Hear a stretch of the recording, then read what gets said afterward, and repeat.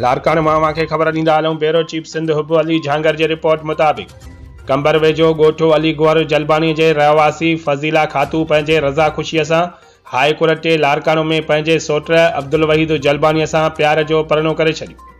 Union of journalist organisation Sindh Larkana जे head office में अची करे प्रेस कॉन्फ्रेंस कंदे चयो आहे त हाई कोर्ट लारकानो में असां प्यार जो परनो कयो आहे।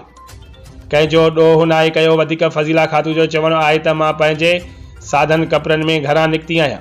मुंहिंजी ॿिए हंधि शादी कराइनि पिया। मां पंहिंजी रज़ा ख़ुशीअ सां पंहिंजे सोट सां प्यार जो परनो कयो आहे।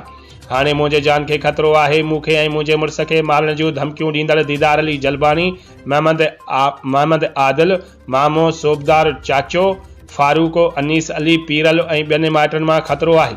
मां मुतालबो थी कयां निगरान वज़ीर आला सिंध जस्टिस मक़बूल बाकर, IG सिंध, DIG लारकानो, SSP कंबर शहदाद कोट खे गुज़ारिश आहे त मूंखे ऐं मुंहिंजे मुड़ुस खे तहफ़ुज़ फराहम कयो वञे।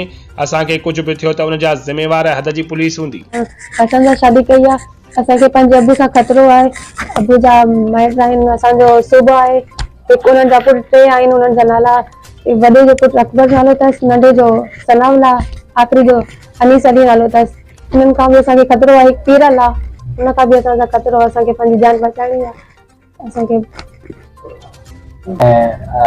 अनीस जलबानी चवनि था तव्हां घरनि जे मथां चढ़ंदासीं, ॿार खणंदासीं, असां उन खे तहफ़ुज़ खपे असांखे।